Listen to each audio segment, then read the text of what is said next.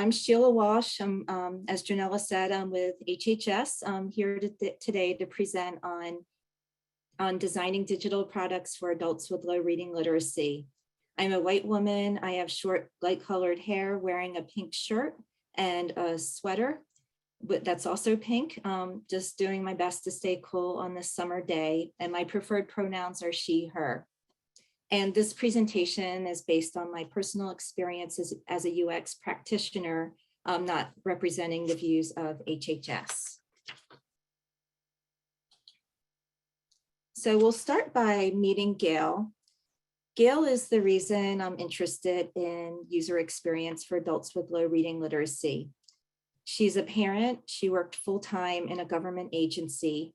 She was a track star in high school. That's why we have the stock photo here, someone tying a running shoe. She got her high school diploma, even though she struggled to read. And she said they kept passing her, even though she didn't really understand the material. She signed up years later for adult literacy tutoring, and I served as her tutor for a year. And it was a great experience for me personally. Learned a lot, and I hope she did too. Her goal in signing up for the tutoring was so she could interact with others more comfortably on the job. And she also wanted to perform her job with greater ease, and also the duties of being a parent, interacting with schools and so forth with greater ease. The important thing to know about Gail is that she developed many successful strategies to hide her trouble with reading. And she could compensate with excellent communication skills, auditory processing, and so forth. So she felt that the people at her workplace did not know that she struggled to read, but it was always a weight on her to feel like at any moment that something might go wrong. Gail is one of slide 3, and I'm doing my best to remember slide numbers. Gail is one of many adults in the United States who struggle with reading. As shown by the pie chart on this slide, 52% of US adults scored at or below a benchmark for an international benchmark for literacy. It's called the Program for the International Assessment of Adult Competencies. And according to Dr. Meredith Larson of the US Department of Education, these adults to varying degrees struggle with reading and comprehending written directions and using websites in general. They span all ages, all demographics, and even include people with college educations, and literacy level can vary throughout life, sometimes declining as people get older. There are many different reasons for low reading literacy beyond the scope of this presentation, but it's important to know that they're multiple and often interrelated. It includes having parents with little schooling, growing up in a home where reading is not modeled, interrupted schooling due to frequent moving, or learning issues that are either undiagnosed or not successfully treated. Slide 4. When conducting usability tests before joining HHS, I noticed some common patterns. The one in bold, reading every single word and not scanning, that one is really unique to adults with lower reading literacy. And we can see from in Dr. Larson's presentation, the video was linked to in the resources section. We can see heat maps where their eyes go on the page, and they're significantly different from adults with higher literacy levels. They tend to read word by word. And as you might imagine, this greatly increases the level of effort to complete a task on a website or to access information. The other patterns are prevalent throughout all literacy levels, but more pronounced in adults with lower reading literacy levels.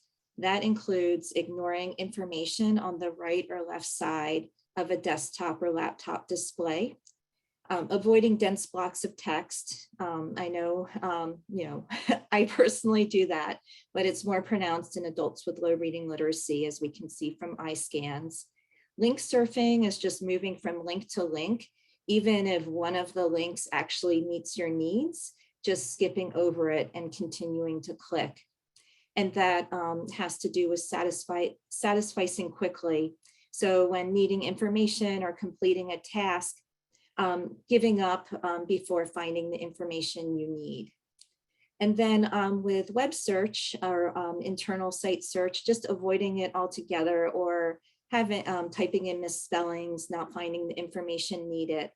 And the most distressing pattern that I saw in usability test was blaming themselves for struggles to use poorly designed products. So there's a lot of emotion connected with this. Slide 5, internet access. So there's little direct research on the internet usage patterns of adults who struggle to read, that 52%, but we know that it's correlated with lower income levels. And we know that lower income adults are less likely to have home broadband access. They're less likely to have desktop or laptop computers at home than people with higher incomes. And therefore they really depend on their mobile devices to complete all their online tasks. And so this affects our user experience approach. So from here, with that background, we'll jump into and we're on slide 6. We will jump into 6 user experience best practices for adults with lower reading literacy. And these should be done in combination with best practices for accessibility and multilingual content. And one caveat, this is not a comprehensive list. I have 15 minutes to present, just a high level overview. So best practice number 1 on slide 7, follow plain language guidelines. And here I want to put in a plug for plainlanguage.gov. It's a very useful website for UX practitioners, even people who don't identify as writers, because there's design guidelines and all sorts of practical information that's easy to use. It was created in support of the Plain Writing Act of 2010, which requires that federal agencies use clear communication that the public can understand and use. I'm showing 2 screenshots here from the National Institutes of Health. They cover the technical term, the medical term astigmatism, and they do a great job explaining this in plain language, using terms that people would use themselves, such as blurry vision, and also using conventions such as bulleted list and having a lot of empty space around the text to make it easier to use. Slide 8. So next best practice is to vary the typography, and this is also detailed on plainlanguage.gov. So it really ties in with writing, but also design. And here I have a screenshot of a chatbot that the CDC produced to help connect adults with information on vaccines and also to find vaccine locations. And they use bullet points to break up long chunks of information, as shown in the first call out. They use familiar and colorful icons, such as the looking glass. They know that people are more comfortable with typing in numbers than full words. So here they're using numbers for user input to get more information. And then finally, they're bolding important words. So really some simple things can make a big difference. And just from a content strategy perspective, this chatbot is an example of going to audiences where they are online, not expecting them to go directly to a government website, as hard as we work on them. Okay, slide 9, design for mobile. According to health.gov, which is one of the resources on the last slide, usability testing indicates that adults with low reading literacy are actually perform with greater ease in usability tests on mobile devices than with desktop and laptop. And one reason for this is from these screenshots. One is the NIH, National Eye Institute, astigmatism page in the mobile version. There's nothing on the left or right of the content to distract. All the content is in the center. And there's limited information in each view, but each piece of information is critical. The screenshot on the right comes from the CDC. They have an article, Hearing Loss in Children, learn about the importance of newborn hearing screening with an image of a baby. So the image communicates the content. The text is simple and concise. Slide 4, follow design guidelines. In the interest of time, I'm just going to briefly summarize this. We really need to follow best usability practices for mobile design, which benefits all audience members of all literacy levels. It's especially important for adults with lower reading literacy levels because of the great effort reading text word by word. Anything that throws them off from a usability perspective could greatly increase the effort to complete their task or get information. And some common design guidelines, very important, just designing large click targets so they're easy for people with all different size of hands to access. And also for form fields where people are submitting information, really test those. Those are found to be the most difficult type of web content for adults with lower reading literacy to use.